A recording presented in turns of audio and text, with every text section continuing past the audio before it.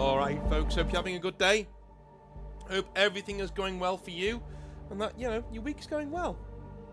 Today, we are going to be looking at the WhatsApp group and the Discord channel that shows the traumatized workers of Games Workshop and hobby stores from over the years, and they're going to tell us some of the worst things that have happened in their stores over the years. Some of the worst things that they've seen happen in store tournaments, in store events, things like that. You don't want to miss it. We're going to have some fun, let me tell you. Keep these coming in, by the way. I try to put them into their own little groups so that we can actually hear what's been going on in different stores all of the time. If you have no idea what this is, and this has popped up in your feed somewhere, just know we're going to discuss Games Workshop, its hobby, its games, and the really, really, really weird, awful things that sometimes go on in the stores and in normal hobby stores too. So, let's dive in, shall we? If you wanted to know how worldwide this is, Akoto from Osaka says, here we go. And they say, hey, not much happens here, but we did once have a young father come in with his children into our store. A few of them were about 13 to 14 years old. The perfect age to start the hobby. I agree to a certain extent, yeah. So, I take them aside and begin introduction games, painting, and things like that. The normal spiel that you get at a Games Workshop. The dad had a baby with him, and he starts to cry. So, the dad takes him up and starts playing with him, pretending to throw him into the air, as dads often do. Yeah, okay. He happily straps the now laughing and smiling baby into his chest harness, so he looks like a Dread Knight. Sorry, North. No, you're right. You're right. I'm sorry. It is a baby walker. I don't care. It is just a baby walker. It's a... Yeah, I don't get how somebody in the studio team at Games Workshop didn't take one look at the Dread Knight and go, what is that? Right? We can't make that. That's ridiculous. Okay? Make it a Dreadnought that is more run-aroundable. Make it a Dreadnought that is more able to actually go toe-to-toe with a greater demon. Make it a massive big Dreadnought that's more slender. Right? No problem at all with that. But no, baby stroller it was. Anyway, continuing on. I am sitting there doing some intro painting when I hear a wet thud, followed by a loud gasp. I look up from the intro painting table to see the baby has projectile vomited all over the introduction board and both of his brothers. Oh dear. The father is apologising and generally losing his shit, of course, in the most apologetically Japanese way possible.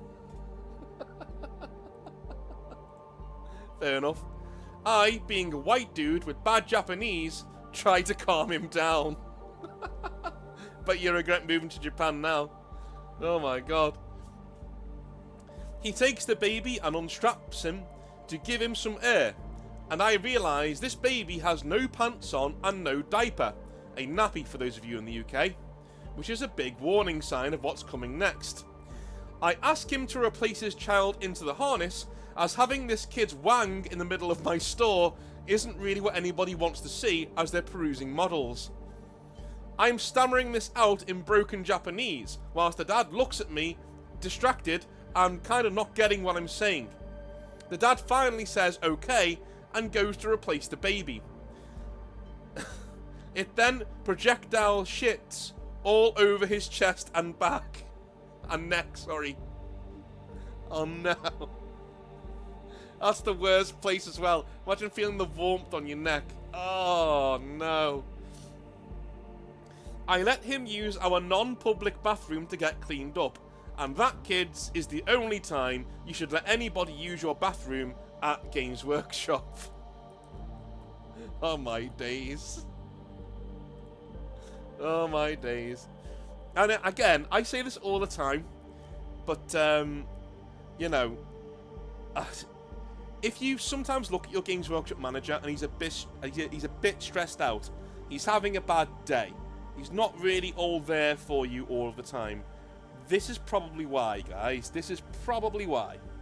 You know, he's probably like, I've absolutely had enough.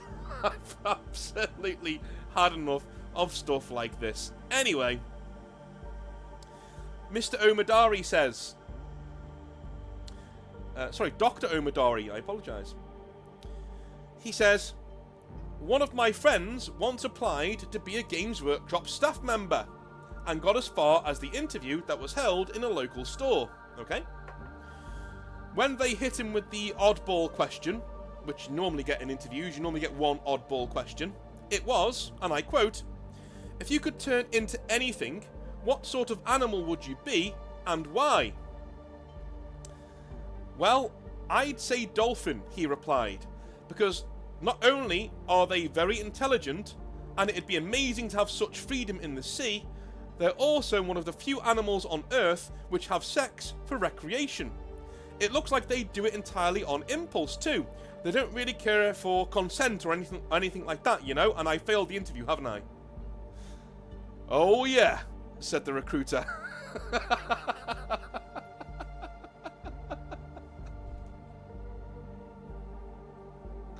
Sorry, that's just absolutely brilliant. Absolutely brilliant. I love it.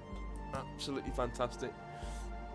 I mean, you gotta respect his moxie and his honesty, But it's saying that in an interview, man.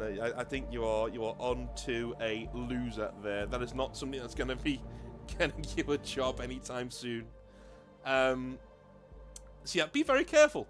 Don't let your mouth run amok when in an interview, especially for a company like this. They're not gonna like that at all. But at least it's a funny story he's got to tell for the rest of his life, I suppose. Anyway, moving on. Oh, what would be my answer to that question? If you could turn into anything, what sort of animal would you be and why? Well, I'm guessing you're an animal that doesn't know it used to be a human, right? I'd probably go for a male lion. And probably going to be the only time in life I'm going to have a harem. So yeah, a male lion. Why not? Plus, Africa's a beautiful place. Anyway, Sarah from Portland says, I hate this city sometimes. Alright. Starting off strong.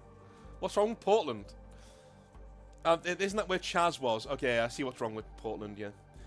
I worked at my local hobby store in Portland for 5 years, and most of the community were just fine. The issue I had was that whenever somebody disagreed with me, which they are allowed to do of course, about 4 to 5 dudes from the store would rush to my defence and white knight their blue balls off. The most awkward moment happened after several warnings from me in private that I could handle my own discussions and business, thank you, and they just didn't listen. One day a guy called Mark comes in and starts waxing lyrical about how anybody who collects anything but ultramarines, if they collect space marines, is doing the hobby wrong. Yeah, that argument. I told him that I thought that was a bit off. He came back and made some decent points, all of them were flawed though, and the white knighting then started. Steve, the white knight today, said, actually, I think Sarah was trying to, what I think Sarah was trying to say before you rudely interrupted her was... Mark held up his hand and cut Steve off, and said coldly, no one asked you, dude. She's not gonna fuck you. Get that through your head. Oh, no. He then just returned to talking to me as if nothing had happened. I've never seen a dude lose all colour in his face so quickly, but hey, I did warn him. Oh, no. Oh, that's a toe curler. There's an absolute toe curler. Oh dear. Oh dear, oh dear, oh dear. Alright. Okie dokie. I mean... I don't know, man. I think some of these are... I don't think you can get away with saying that guy didn't have it coming. Like, you do. Especially if somebody takes you aside and says, look, mate, that behaviour's not cool. Do you mind not doing that? And then you continue to do it. You kind of deserve what you get. You know? You kind of... It's on its way. James from Sheffield says, hey, North. Well, my anecdote, I guess you could call it. comes from my time at Games Workshop in the early 2000s.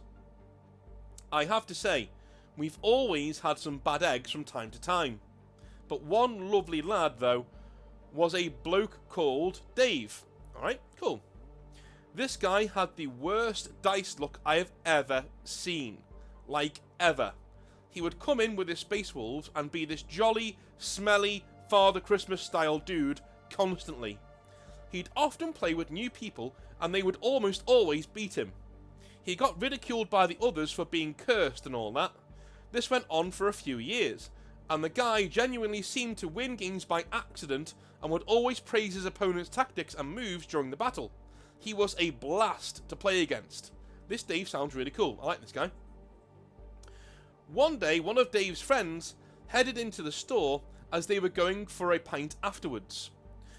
Dave is there playing and losing to a local school kid who is really excited that he might actually win his first game of 40k. Dave's friend looks at me with a cheeky smile and says quietly off to the side, and I quote, "You know he's throwing these games, right?" Really? Are you sure? I asked. Yeah, man, he said. Dave's a fucking killer at our gaming group in uni. He's literally the best player there. He's firm but fair and always a laugh, but he is a killer. I told him I didn't believe him, but in a nice way, laughing and all that. The friend then picked up a few of Dave's dice. "Come roll some of these on the till for me," he said. I was intrigued, so I did so, confused. All of them came up 1s and 2s, every single time. He said he puts these in his dice pile if he thinks his opponent here needs a little extra help on top. Well, on top of Dave playing for glory and not wins, that is. I was shocked. I took this to Dave later, and the poor guy said, "Look, I'm really sorry. Please don't ban me. I love it here." Oh. Oh, no. What a lovely guy. What a really nice guy. I mean, there are some people in this hobby who are just, you know, absolute diamonds, man. What a lovely guy. Well done to him. Again, I was shocked. I went to get 2 Thunderwolf cavalry boxes. I known lost them in the till. If you don't know what that is, known lossing is essentially you scan something in the till at Games Workshop, you known loss it, and say why you're known lossing it. It can be for use in a store project, it can be because it's damaged in transit or whatever, right? You known loss it, and the Games Workshop people take off the stock for your store. So when you do a stock take, it doesn't show up as missing or stolen.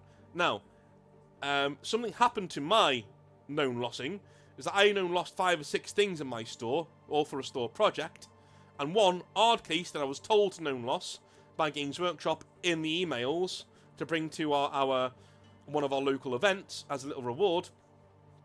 None of those things went through, so it was showing that all of these things were missing, and it took me 3 days to figure out what was going on. Yeah, not fun. But anyway, when it does work, this is what it does, right? It makes sure the Games Workshop know that models have gone missing, but for good reasons, right? That's basically what it is. Anyway, I known lost them in the till, handed them over to him, and clapped him on the shoulder. I told him he was doing a great job for me and to keep up the good work. I think the guy floated to the bar that night, and he was on cloud 9. Cheers, North. That's a really good. That's lovely, man. That is lovely. I can't thank you enough for sending that one in. That's brilliant.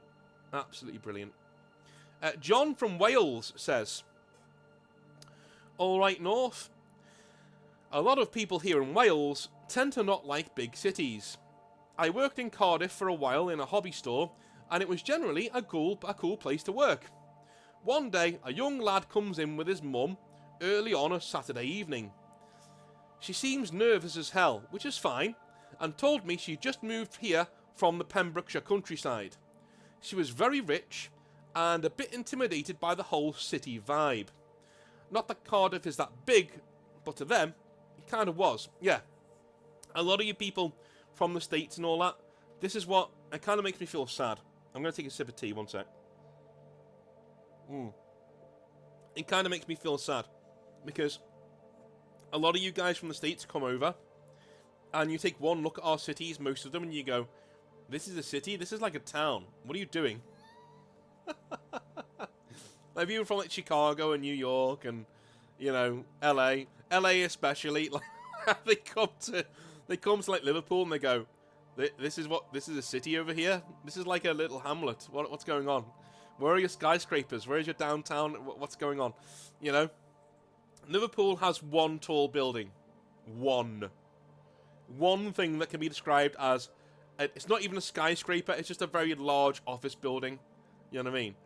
And it's just weird. It's just weird. Anyway. I told them not to worry. The hobby store here was perfectly safe. I put a big smile on my face. At that moment, a brick comes flying through the front window, smashing it to smithereens, and I just about get in front of the lad and his mum before any glass touches them. I get away with minor cuts and bruises. Dude, you're a fucking hero, dude. That's incredible. You just move on from that in this story. That's incredible. Well done to you. They ask to stay in the store whilst I call the police, and they end up taking the lad and his mum home. I passed a free starter box set to the lad, 3rd edition Space Marines and Dark Eldar, along with the Space Marines Codex and a White Dwarf. I cleared it with HQ on the phone after just before they left, and they told me to not be so ridiculous and to send a paint set with clippers with them as well, or he couldn't even use the models, so I did. That's what HQ used to be like. And mate, don't get me wrong, there are still people in HQ who will give you that advice. It all depends who you call, right? All depends who you call. Literally. It depends who you go to. If the right person picks up the phone, yeah, they're going to say, yeah, dude, give them some clippers and some paints. Like, what are you doing? You can't just give them a box set and send them out the door. You can't put it together, you know? They would think that way. Whereas there are other people, obviously in the company, who would say, no, go and take that stuff back. And you shouldn't be giving away stock, you know? There are two different types of people. That's why the company isn't run very well. Because you get 2 answers from 2 different directions. Sometimes 4 answers from 4 different directions. Anyway. The young lad did get into the hobby, but his visits to the store were very quick. Instead, he did a lot of his hobby at home and at school. To this day, I have no idea who threw that brick. But hey, at least it didn't scare him off. His nervous mother, on the other hand, well, I didn't see her again, ever again. Thank you, John. Cheers, man. And that's where I'm going to leave it for today. I'm not going to do any more, because that's just a fantastic place to leave it. If you like what I do, the subscribe button is down below. Please use that on your way out if you can do it. Really does help me in the algorithm, and it really does help the channel grow. We are heading towards 16,000 subscribers by the end of the year. If we can get there, I will be overjoyed, over the moon. So if you can help me get there, that would be amazing of you. Thank you very, very, very much. I will speak to you tomorrow for an extra long Hobby Nightmares. Should be a good one. I love you a long time. Have a good one, and I'll see you then. Bye now.